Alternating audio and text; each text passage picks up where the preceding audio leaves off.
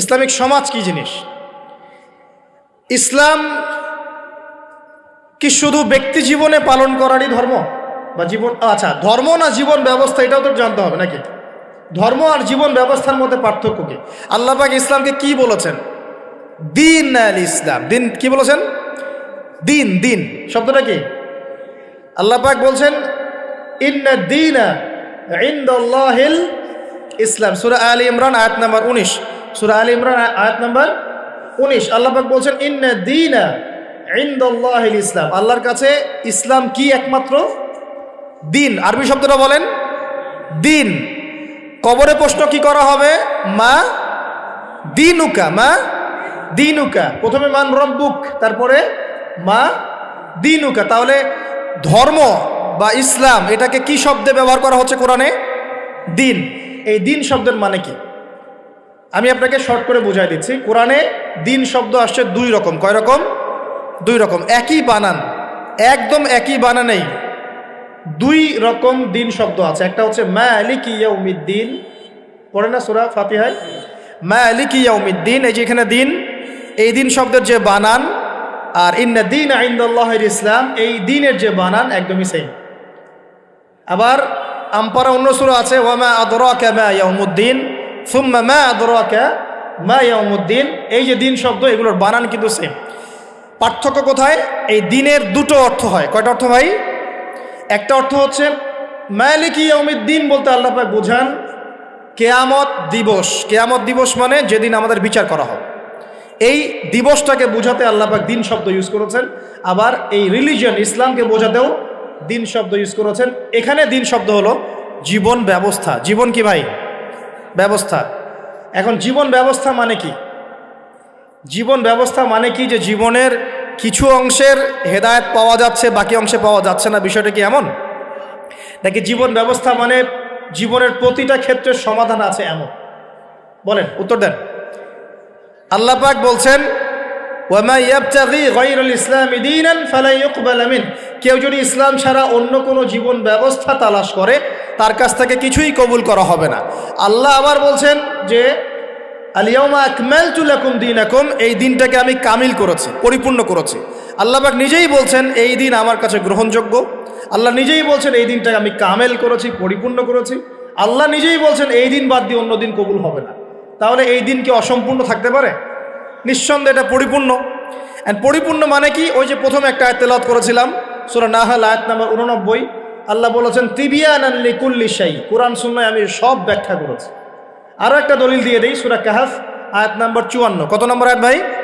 এগুলো বাসায় গিয়ে চেক করে দেখেন, বাসায় গিয়ে একটু পড়াশোনা করেন, না হলে শুধু শুনবেন এক কান দিয়ে বেরো দেওয়ার কেন।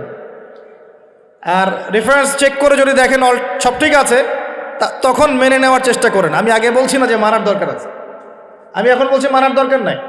বাসায় গিয়ে আগে চেক করবেন, যদি দেখেন হ্যাঁ সব কথা ঠিক আছে, তারপরে মানার চেষ্টা করেন। আল্লাহ পাক তৌফিক দান করুন। এখন আসেন, আল্লাহ সূরা কাহফের 54 নম্বর আয়াতে বলছেন যে ওয়ালাকাদ সাররাফনা ফি হাযাল কুরআন লিন-নাসি মিন কুল্লি মাসাল। আমি এই কোরআনে মানব জাতির জন্য প্রতিটা বিষয়কে ব্যাখ্যা করেছি। এবার আরো স্পষ্ট হয়ে গেল ইসলাম, কোরআন এবং সুন্নাহয় এমন কোনো বিষয় নাই যা নাই। এই হলো পরিপূর্ণ জীবন ব্যবস্থা। জীবন ব্যবস্থার কয়টা দিক থাকে? সহজ করে বলছি 6টা দিক। কয়টা দিক? জীবন ব্যবস্থা মানে আপনার ধর্মীয় জীবন আছে। ধর্মীয় জীবন কি একটু বোঝেন এখানে? ধর্মীয় জীবন মানে এখানে আপনি নামাজ, রোজা, হজ, যাকাত, তাসবিহ, তাহলিল, জিকির, আজগার, এই কাজগুলো করেন। এগুলো আপনার ধর্মীয় কাজ, ঠিক আছে? আচ্ছা, একটা জীবন হলো আপনার পারিবারিক জীবন। পারিবারিক জীবন আপনার বিয়ে, শাদী, সন্তান প্রতিপালন, স্ত্রীদের হক আদায়, মা বাবা, ভাই বোন ইত্যাদি। এই যে পুরো একটা পরিবার বন্ড, এই যে সিলাতুর রাহিম, আত্মীয়তার রক্তের সম্পর্ক, এটা আপনি রক্ষা করেন। এটা হলো আপনার পারিবারিক লাইফ। 2 নাম্বার। 3 নাম্বার হচ্ছে আপনার একটা সাংস্কৃতিক জীবন আছে, মানে আপনি কি সংস্কৃতি ফলো করবেন, কোন কালচার ফলো করবেন, এটা একটা জীবন আছে। 4 নাম্বার হচ্ছে আপনার ইকোনমিক লাইফ, ব্যবসা, আপনার অর্থনৈতিক জীবন। এখানে আপনি ব্যবসা বাণিজ্য, চাকরি বাকরি, মুআমালাত, এই বিষয়গুলো করবেন। 5 নাম্বার আপনার পলিটিক্যাল লাইফ, যেখানে আপনি আল্লাহ পাকের খলিফার দায়িত্ব পালন করবেন। আর 6 নাম্বার হচ্ছে গ্লোবাল অ্যাফেয়ার্স, মানে আপনি পুরো ওয়ার্ল্ডকে ডিল করবেন কিভাবে, যদি আপনি রাষ্ট্রের প্রধান হন বা আপনার রাষ্ট্রের দায়িত্ব থাকে। তো এই 6টা বিষয়কে নিয়েই মোটামুটিভাবে আমাদের এই জীবন। এর বাইরে কি জীবনে কোনো ক্ষেত্র আছে নাকি? বুঝেন নাই মনে হয়? ধর্ম আমাদের জীবন না, অর্থনীতি আমাদের জীবন না, পরিবার আমাদের জীবন না, আমাদের সংস্কৃতি, আমাদের রাজনীতি, সমাজ এবং বিশ্ব, এর বাইরে কিছু আছে নাকি? এই হলো দুনিয়া। এর বাইরে পরকাল আছে। এর বাইরে কি? পরকাল। ওই পরকালে তো মুক্তির জন্যই কোরআন সুন্নাহ এবং ইসলাম, নাকি? এটা তো আমাদের গন্তব্য। দুনিয়ার প্রতিটা সমাধানও ইসলামে পাচ্ছি। এখন তাহলে বুঝতে পারলাম ইসলামী সমাজ মানে কি। ইসলামী সমাজ মানে যে সমাজে শুধুমাত্র কোরআন এবং সুন্নাহ চলে, অন্য কিছু চলে না। কথা কি ক্লিয়ার হচ্ছে না? বুঝাতে পারছি না? আচ্ছা, একটু নড়াচড়া কম করেন। আমরা খুব লম্বা আলোচনা করবো না ইনশাল্লাহ, একটু ধৈর্য ধরেন। সমাজ ব্যবস্থা বুঝাতে পারলাম কি ভাই? সমাজ ব্যবস্থা কি? ইসলামী সমাজ ব্যবস্থা কি? মানে যে সমাজের মধ্যে আল্লাহর ওহী, কোরআন এবং সুন্নাহ, আল্লাহ পাকের বিধান চলে, বাইরে কিছু চলে না। এর বাইরে কি চলতে পারে? এর বাইরে যদি এমন কিছু চলে, লিসেন ভেরি কেয়ারফুলি, এর বাইরে যদি এমন কিছু চলে যেটার সাথে কোরআন সুন্নাহর সংঘর্ষ হচ্ছে, তাহলে সেটাকে ধরে একদম ছুঁড়ে ফেলে দিতে হবে। কথা বুঝতে পারছেন? সমাজে ইসলামী সমাজ আমরা বুঝলাম যে ইসলামী সমাজ মানে যেখানে কোরআন সুন্নাহ ভিত্তিক, আল্লাহ পাকের ওহী ভিত্তিক সমাজ চলে। এখন এই সমাজে যদি কোরআন সুন্নাহর সাথে সাংঘর্ষিক কিছু চলে, এটাকে ধরে তুলে ছুঁড়ে ফেলে দিতে হবে। এর নাম ইসলাম। এর সাথে আমরা আপোষ করতে পারবো না। আর যদি দেখা যায় সমাজে কিছু জিনিস চলছে যেগুলোর সাথে ইসলামের সাংঘর্ষিকতা নাই, গান বাজনা সাংঘর্ষিকতা নাই, হ্যাঁ, গান বাজনার সাথে সাংঘর্ষিকতা নাই, বোঝাচ্ছি আমি মূলনীতি বলে সহজ করছি, উদাহরণ তো দিব ইনশাআল্লাহ। সমাজে এমন কিছু চলছে যেগুলোর সাথে ইসলামের সাংঘর্ষিকতা নাই, সেগুলো আমরা গ্রহণ করতে পারবো, কোনো সমস্যা নাই। পারবো কি না? মনে করেন একটা সমাজের মানুষ, ট্রেডিশন আছে, এরা মেহমানদেরকে খুব আপ্যায়ন করায়, এমন আছে না অনেক সমাজ? আছে কি নাই? এই কাজটা কি কোরআন সুন্নাহর সাথে সাংঘর্ষিক? তাহলে আমরা সমাজের অংশটা রাখবো কেন? রাখবো না। একটা সমাজে আমরা দেখলাম যে মেয়েরা মাশাআল্লাহ পর্দা তো করেই, পাশাপাশি যখন তারা তাদের গৃহস্থলী কাজগুলো করে, তখনও দেখা যায় যে একটা শালীন পোশাক পরে বাসায় কাজকর্ম করছে। এটা ওদের কালচার। আমরা এই কালচারটা রাখতে পারবো না। একটা সমাজে দেখা যাচ্ছে যে এতিমদের ব্যাপারে সমাজের লোকজন খুব সফট। এটা কি কোরআন সুন্নাহর সাথে সাংঘর্ষিক? না। আমরা কি রাখতে পারবো না?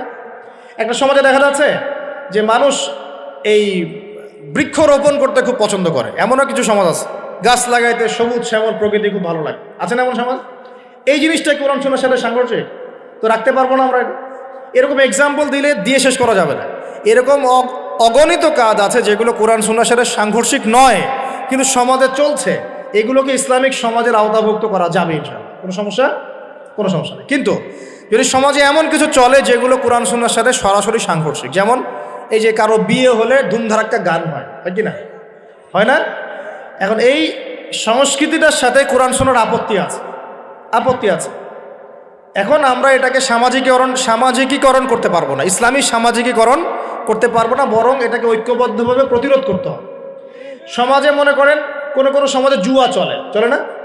তো এই জুয়ার সাথে কি কোরআন সুন্নাহর অনুমতি দেওয়া আছে না সাংঘর্ষিকতা আছে? কন্ট্রাডিকশন আছে না? যেহেতু কোরআন সুন্নাহর সাথে কন্ট্রাডিক্টরি বিষয়, আমরা এই জুয়ার সংস্কৃতি এখানে চলতে দিতে পারি না, বরং আমরা এটাকে প্রতিহত করার চেষ্টা করব।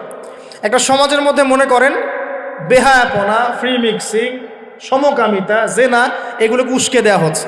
এই প্রতিটা বিষয়ের সাথে কোরআন সুন্নাহর আপত্তি আছে। তাহলে এই জিনিসগুলোকে কি আমরা ইসলামী সমাজ ব্যবস্থা আনতে পারবো? তাহলে আমার বক্তব্য মনে হয় বোঝার খুব বেশি কঠিন হচ্ছে আমার মনে হচ্ছে না। ইসলামী সমাজ ব্যবস্থায় কোন কোন বিষয় থাকতে পারবে? সর্বপ্রথম আল্লাহ পাকের ওহী থাকতে পারবে। ওহীর বাদ দিয়ে অন্য কিছু চলবে না। কি চলবে? যেগুলোর সাথে ওহীর কোনো সাংঘর্ষিকতা নাই। ওহীর কোনো সাংঘর্ষিকতা নাই এমন বিষয় চলতে পারে। চায়ের জন্য বিখ্যাত আপনারা না? এটা আছে না? আচ্ছা, এখন এটা কি কোরআন সুন্নাহর সাথে সাংঘর্ষিক? এটা একটা সংস্কৃতি। আপনাদের বাসায় গেলে আপনারা চা খাওয়ান এবং এটার সাথে আপনার সংস্কৃতি আছে, আগর আতরের আপনাদের বিজনেস আছে। এই জিনিসটা কি কোরআন সুন্নাহর সাথে সাংঘর্ষিক? বাংলাদেশের অন্য কোনো সমাজে কি আগর আতর এরকমভাবে আছে? আপনাদের সমাজে আছে। এটা কিন্তু কোরআন সুন্নাহর সাথে সাংঘর্ষিক নয়। তাহলে আমি এটাকে অবশ্যই ইসলামাইজড করতে পারবো, চায়ের ব্যাপারটা আমি ইসলামাইজড করতে পারবো। কিন্তু যদি একটা সমাজে দেখেন, ঢাকার মতো কান্ট্রি শহরে গিয়ে দেখলেন মেয়েরা ছেলের পোশাক পরে ঘুরে বেড়াচ্ছে, তো এখন এই জিনিসটাকে কি আপনি ইসলামের সাথে, ইসলামের আওতায় আনতে পারবেন? পারবেন। এই হলো ইসলামী সমাজ, মানে যেখানে আল্লাহর ওহী চলে, অন্য কিছু চলে না। হ্যাঁ, কি চলতে পারে? ওহীর সাথে সাংঘর্ষিক বিষয় নাই এমন বিষয় চলতে পারে, কোনো সমস্যা নেই। সেটা রাজনীতিতেও চলতে পারে, সেটা সমাজেও চলতে পারে, সেটা অর্থনীতিতেও চলতে পারে, সেটা আমাদের সংস্কৃতিতেও চলতে পারে, সেটা আমার পরিবার ধর্মেও চলবে ইনশাআল্লাহ। মানে প্রতিটা ক্ষেত্রেই চলতে পারবে যদি কোরআন সুন্নাহর সাথে সাংঘর্ষিক না হয়। আল্লাহ পাক আমাদেরকে বোঝার তৌফিক দান। এখানে কিন্তু প্রযুক্তি অন্তর্ভুক্ত হতে পারে। প্রযুক্তি যেমন এক সময় নবী সাল্লাল্লাহু আলাইহি ওয়াসাল্লামের যুগে ছিল ঘোড়া এবং গাধা, তাই না? উট, ঘোড়া, গাধা, এগুলোর উপরে তারা যুদ্ধ করেছে। এখন দেখা যায় যে মিসাইল, রকেট লঞ্চার, হ্যাঁ, পারমাণবিক ওয়েপেন্স, সভ্যতা চেঞ্জ হয়েছে এবং টেকনোলজি চেঞ্জ হয়েছে। এখন কি এটা কি কোরআন সুন্নাহর সাথে সাংঘর্ষিক হলো? এটা প্রযুক্তি। প্রযুক্তিগত বিষয়গুলোকে আমরা অবশ্যই সামাজিকীকরণ করতে পারবো, কোনো সমস্যা নেই। মিডিয়া, এই মিডিয়ার মধ্য দিয়ে ইসলাম প্রচার করা যাবে কি না? যাবে। তাহলে মিডিয়াকে আমরা সামাজিকীকরণ করতে পারবো যদি আমরা এটাকে সঠিকভাবে ব্যবহার করতে পারি। এই বিষয়গুলো আমরা মাথায় রাখবো। কিন্তু যখন মিডিয়ার মধ্য দিয়ে আপনি ভুল তথ্য প্রচার করবেন তখন পারবেন না। আবার যখন ওই পারমাণবিক ওয়েপেন্স আপনি মাজলুমের উপর ফেলে দিবেন তখন সেটা আপনি অ্যাপ্লাই করতে পারবেন না। তো বস্তুবাদী বিষয়গুলো আমরা নিব, কোনগুলো? যেগুলো আমরা ইসলামিকভাবে ইউজ করতে পারি, অন ইসলামিক ইউজিং না হয়, অন্যের হক নষ্ট না হয়, বা আল্লাহর দ্বীনের কোনো ক্ষতি না হয় ইনশাআল্লাহ তাআলা, সেক্ষেত্রে আমরা এগুলোকে গ্রহণ করতে পারবো। ইসলামী সমাজ আমরা বুঝলাম, ইসলাম কি এক কথায় বুঝলাম, এবং ইসলাম কোন যুগে নাজিল হয়েছে এটাও বুঝলাম, ওই যুগের সাথে আমাদের বর্তমান সমাজে মিল আছে এটাও বুঝলাম। এখন ওই যুগটা চেঞ্জ করেছিলেন কারা? উত্তর, নবী সাল্লাল্লাহু আলাইহি ওয়াসাল্লাম নিজে, এবং তার সাথে ছিলেন সাহাবীরা, এবং সাহাবীদের মধ্যে বেশিরভাগ সাহাবী ছিলেন যুবক। সুবহান। ওমর যুবক ছিলেন না বুড়া ছিলেন? হামজা যুবক ছিলেন না বৃদ্ধ ছিলেন? হুজাইফা যুবক না বৃদ্ধ ছিলেন? উসমান রাদিয়াল্লাহু আনহু তখন যুবক ছিলেন না বৃদ্ধ ছিলেন? জাফর ইবনে আবি তালেব, আলী ইবনে আবি তালেব, বেলাল ইবনে রাওয়াহ, আব্দুর রহমান বিন আউফ, যায়েদ ইবনে হারেসা, আব্দুল্লাহ বিন মাসউদ, নাম জানা না জানা অসংখ্য সাহাবী, বেশিরভাগ যুবক ছিলেন না বৃদ্ধ ছিলেন? তো নবী সাল্লাল্লাহু আলাইহি ওয়াসাল্লাম কাদেরকে নিয়ে সমাজটা পরিবর্তন করলেন? যুবকরা একটু মনোযোগ দেন, এই অংশটুকু আপনাদের জন্য স্পেশাল। এখান থেকে ফিনিশিংয়ের দিকে যাবো ইনশাআল্লাহ। তো নবী সাল্লাল্লাহু আলাইহি ওয়াসাল্লাম কাদেরকে নিয়ে ওই আবু জেহেলের সমাজ পরিবর্তন করলেন বলেন? এবং কি হাতে নিয়ে করলেন? আল্লাহর ওহী, মানে কোরআন এবং হাদিস। এটাকে শুধু মুখে মুখে আমল করে বলেছেন না, নিজে আমল করে দেখিয়েছেন? নিজে বিশ্বাস করেছেন, স্বীকৃতি দিয়েছেন, আমল করেও দেখিয়েছেন, মানুষকে দাওয়াতও দিয়েছেন। এখন একা একা করেছেন না সবাইকে নিয়ে করেছেন? তার মানে ইউনিটি লাগবে। কি লাগবে ভাই? একা একা পারা যাবে না। এই যে আমি একা একা লেকচার দিয়ে যাচ্ছি, আসলে আমি দিন কায়েম করতে পারবো না। এখানে আমি আপনাকে দিনের কিছু নসিহত করতে পারবো, কিছু দাওয়াত দিতে পারবো, কিন্তু আমি কিন্তু এখানে দিন কায়েম করতে পারবো না। একা একা দিন কায়েম করা যায়, একা একাও যায় না, এক শ্রেণীর মানুষকে নিয়েও যায় না। মুসলিমদের মধ্যে মনে করেন যে মুসলিমদের মধ্যে একটা এলাকার মুসলিম আছে, মনে করেন 1 লাখ, কথার কথা বলছি, 1 লাখের মধ্যে 1000 মানুষ সব কিছু বোঝে, বাকিরা এতটা বোঝে না। ওদেরকে বোঝাতে হবে। ওদের কি করতে হবে? বোঝাতে হবে। ওই আমরা যদি মনে করি আমি 1000 আমি সব করতে পারবো, ভুল করবেন।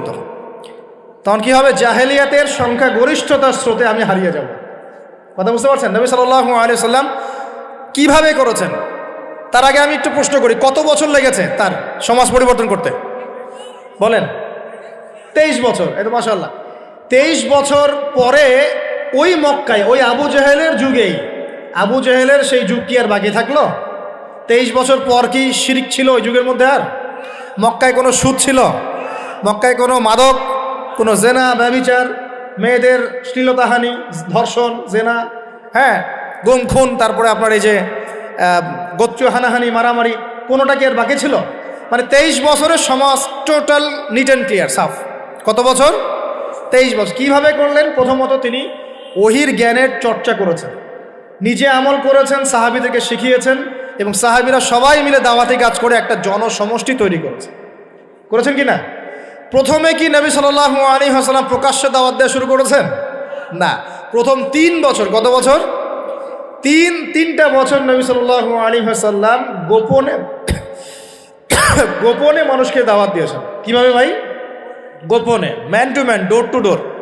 আমরা তো এখন খুব অধৈর্য জাতি। কি জাতি ভাই? অধৈর্য। এক বছর ধরে যদি একটা কথা বলি, পরের বছর ওয়াজ করতে আসলে বলে হুজুর এই ওয়াজ তো গত বছর একবার শুনছি, দরকার অন্য নতুন ওয়াজ করে। এমন করে না মানুষ? নবী সাল্লাল্লাহু আলাইহি ওয়াসাল্লাম 3 বছর গোপনেই দাওয়াত দিয়েছেন, তিনটা বছর।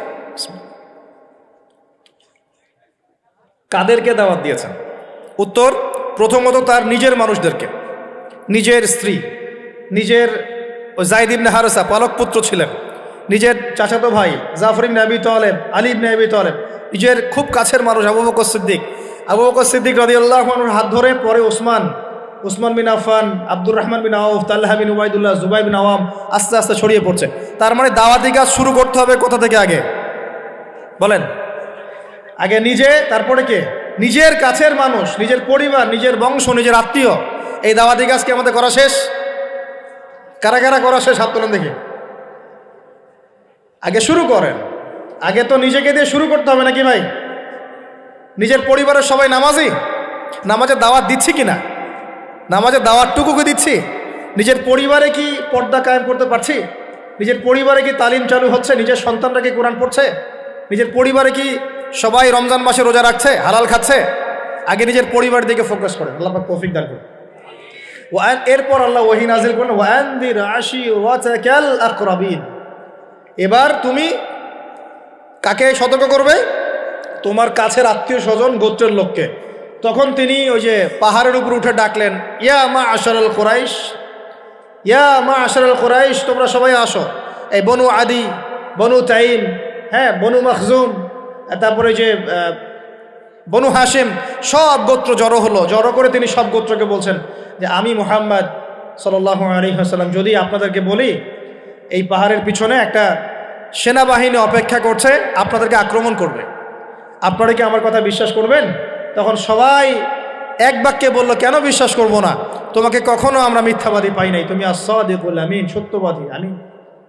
তখন নবীজি বললেন যে কুলু লা ইলাহা ইল্লাল্লাহ তুফলিহুন, তোমরা সবাই বলো লা ইলাহা ইল্লাল্লাহ, আল্লাহ ছাড়া কোনো মাবুদ নাই, আল্লাহর বিধান ছাড়া কোনো বিধান নাই, আল্লাহর দাসত্ব ছাড়া কোনো দাসত্ব নাই, তোমরা সফল হয়ে যাবে ইনশাআল্লাহ।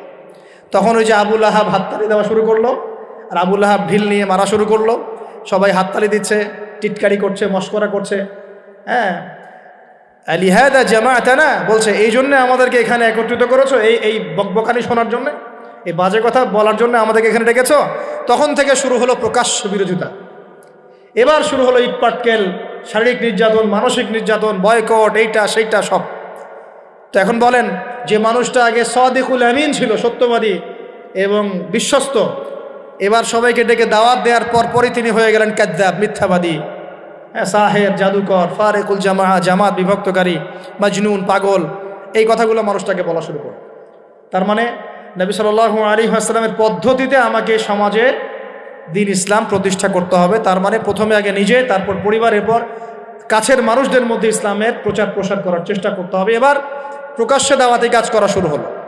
দাওয়াতি কাজ যত প্রকাশ্য হচ্ছে, নির্যাতন নিপীড়ন ততই বাড়ছে। এটাই সুন্নত।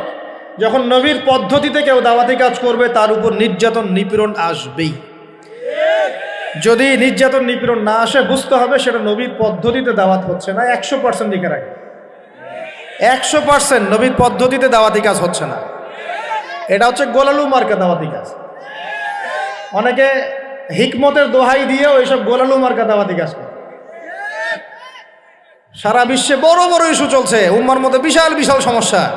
দেখবেন যে আলোচনার টপিক হচ্ছে যে হায়েজ নেফাস, আলোচনার টপিক হচ্ছে যে ইস্তেঞ্জা, আলোচনার টপিক ফরজ গোসল, আলোচনার টপিক ওযু ইস্তেঞ্জা। মানে এগুলো শিখতে কতদিন আর লাগবে? এগুলো শিখতে এখনও শেখা হয়নি এগুলা। আর সারা বিশ্বের অবস্থা, দেশের অবস্থা, অর্থনীতির অবস্থা, সমাজের অবস্থা, কিয়ামতের আলামত স্পষ্ট হয়ে যাচ্ছে, উম্মার অবস্থা, এগুলো বড় বড় ইস্যুগুলো সব পরে, আগে এগুলো নিয়ে আলোচনা হচ্ছে। তো এগুলো কি আসলে নবীর পদ্ধতিতে দাওয়াতি কাজ হচ্ছে? আল্লাহ পাক আমাদেরকে বোঝার তৌফিক দান করুন। তো প্রিয় ভাইয়েরা, যখন নবী সাল্লাল্লাহু আলাইহি ওয়াসাল্লামের পদ্ধতিতে দাওয়াতি কাজ হবে, তখন কিন্তু নবীর মতো মানে শারীরিক মানসিক আর্থিক নির্যাতন কিন্তু আসবেই, এটা মেনে নিতে হবে। সর্বপ্রথম নিজের পরিবার থেকে আসবে। কোথেকে আসবে ভাই? সর্বপ্রথম আসবে নিজের পরিবার থেকে। মনে রাখবেন, পরিবার থেকেই সর্বপ্রথম বাধা আপনাকে পেতে হবে যদি আপনি দিনের পথে চলতে চান। কারণ এখনকার সমাজের বেশিরভাগ পরিবার ইসলামিক পরিবার নয়। কোনো কোনো সময় পারিবারিক সাপোর্টের অভাবে দিনদার অনেক মানুষও দেখা যায় ট্র্যাক থেকে বিচ্যুত হয়ে যায়, এমন হয় না? পারিবারিক সাপোর্ট একটা বড় জিনিস। আমাদের নবী সাল্লাল্লাহু আলাইহি ওয়াসাল্লামকে চতুর্দিক থেকে মানুষ আক্রমণ করলেও পরিবারে তার স্ত্রী খাদিজা রাদিয়াল্লাহু আনহা তাকে বুকে আগলে রেখেছিল। এটা অনেক বড় একটা মানে প্রশান্তির জায়গা, যে সমাজের মানুষ আপনার এগেনস্টে কাজ করছে, কিন্তু পরিবারে গিয়ে আপনার স্ত্রী আপনার কাছে, আপনার অনুভব তাকে, সে আপনাকে বুস্ট আপ করছে, আপনাকে উৎসাহ দিচ্ছে, আত্মবিশ্বাস দিচ্ছে, আপনি কিন্তু আবার পথ চলতে পারবেন ইনশাআল্লাহ। এই জন্য আমি বারবার বলি যে বিয়ে যদি করতেই হয় তাহলে দিনদার একজন নেককার মেয়েকে বিয়ে করেন, খাদিজা রাদিয়াল্লাহু আনহার মতো একটা মেয়েকে বিয়ে করেন। আর যদি ওই যে দিনদার ক্যাটরিনা খুঁজতে যান তাহলে সারা জীবন ওই পস্তাইতে হবে আর কি। আল্লাহ বোঝার তৌফিক দান করুন। দিনদারিতা দেখে বিয়ে শাদী করে। চাচা আবু তালেব তিনি কিন্তু মুসলিম নন, অমুসলিম হয়েও তাকে পারিবারিকভাবে সাপোর্ট দিচ্ছেন। পারিবারিকভাবে সাপোর্ট তো অনেক ইম্পর্টেন্ট। আর যখন পরিবার থেকে সাপোর্ট থাকে না তখন মানুষ কিন্তু ট্র্যাক থেকে সরে যায়। যাই হোক, গভীরে যাই না। নবী সাল্লাল্লাহু আলাইহি ওয়াসাল্লাম যখন দাওয়াতি মিশন শুরু করলেন, ইসলামের সমাজ প্রতিষ্ঠার চেষ্টা করতে লাগলেন, তখন এই পারিবারিক বাধা, আত্মীয়দের মধ্য থেকে বাধা, সামাজিক বাধা আসতে লাগলো। এক পর্যায়ে হিজরত করতে হয়েছে আবিসিনিয়ায়, তারপর তায়েফ, তারপরে গিয়ে মদিনায়। এখন মদিনায় আলহামদুলিল্লাহ আল্লাহ রাব্বুল আলামিন দিনটাকে প্রতিষ্ঠা করলেন এবং সেখানে নবীকে শক্তিশালী করলেন, সাহাবীরা শক্তিশালী হলেন, আস্তে আস্তে গাজওয়াগুলো হলো, সারিয়াগুলো হলো। এক পর্যায়ে উইদিন 8 থেকে 10 বছরের মধ্যে যে নিঃস্ব হাতে মক্কা থেকে তারা গেলেন মদিনায়, সেই মক্কাই তারা জয় করলেন বিনা বাধায়, বলা যায় অলমোস্ট বিনা বাধায়। প্রায় লক্ষাধিক সৈন্য, লক্ষাধিক সাহাবীদেরকে নিয়ে পুরো মক্কায় জাজিরাতুল আরবের মধ্যে দিন প্রতিষ্ঠা হয়ে গেল। হলো কিনা? কত বছর সময় লাগছে ভাই বলেন? 23 বছর। আর রাহিকুল মাখতুম বইটা পড়েন তাহলে আপনি ধাপগুলো বুঝতে পারবেন কিভাবে হয়েছে। আমি পয়েন্ট আউট করছি যে কোন কোন পয়েন্টের দিকে তারা বেশি ফোকাস করেছে, কোন কোন কাজগুলো তারা বেশি করেছেন, এবং যুবকদেরকে দিয়েই কাজগুলো করানো হয়েছে। এবং এই কাজগুলো যদি আজকেও বাংলার যুব সমাজ করতে পারে, ইনশাআল্লাহ 23 বছর লাগবে না আমাদের, ইনশাআল্লাহ 23 বছর লাগবে না ইনশাআল্লাহ। কারণ আল্লাহ পাক তো তার নবীর মাধ্যমে জানিয়েছেন যে আখিরুজ জামানে আস্তে আস্তে কি হতে যাচ্ছে সামনে। আগে তো এটা জানা ছিল না যে তখন কি হবে। এখন তো আমরা জানি যে সামনে কি হতে যাচ্ছে। আমরা তো জানি যে ইসলাম কায়েম হচ্ছে সামনে ইনশাআল্লাহ, এটা লিখা হয়ে গেছে। তো আপনি হতাশ হচ্ছেন কেন? আমরা এখানে যারা বসে আছি, আমরা কেউ যদি বেঁচেও না থাকি, আল্লাহ না করুক, তারপরও দিন কায়েম হবে। বাংলাদেশে এখন যত আলেম ওলামা আছে না, সবাই যদি মারা যায় তাও দিন কায়েম হবে। বিশ্বে এখন যত বড় বড় জালেমরা আছে, এর সাথে আরো 10 গুণ জালেম যদি বৃদ্ধি করা হয় এবং ওদেরকে আরো 10 গুণ শক্তিশালী করা হয়, তাও এদের পতন ঘটবে। হ্যাঁ, যত জালেম আছে সারা বিশ্বে, এর সাথে আরো 10 গুণ যদি বৃদ্ধি করা হয়, এদেরকে আরো বেশি বেশি মারণাস্ত্র দেওয়া হয়, ক্ষমতা দেওয়া হয়, তবুও এদের পতন ঘটবে। শুধু তাই না, ঈসা আলাইহিস সালামের যুগটা শেষ হওয়ার পরে আবার এমন একটা যুগ আসবে, যে যুগটা হবে পৃথিবীতে সবচেয়ে নোংরা জঘন্য যুগ। এখন আমরা যে যুগটা পার করছি না, এটা পৃথিবীর সবচেয়ে নোংরা যুগ নয়। এটা পৃথিবীর সবচেয়ে নোংরা যুগ নয়। যে যুগে আপনি দেখছেন সবাই সুদ খায়, মোটামুটি সবাই এই যে ফ্রি মিক্সিং, পরকিয়া, হ্যাঁ, জেনা, গান বাজনা, নর্তকী চলছে না সারা সমাজ জুড়ে, মনে হচ্ছে এটাই মনে হয় সবচেয়ে খারাপ যুগ, তাই মনে হয় না অনেকে? এটা সবচেয়ে খারাপ যুগ নয়, যদিও এই যুগের মধ্যে হাজারটা খারাপই আছে। সবচেয়ে খারাপ যুগ আসবে ঈসা আলাইহিস সালামের 40 বছর শাসনের পরের যুগটা।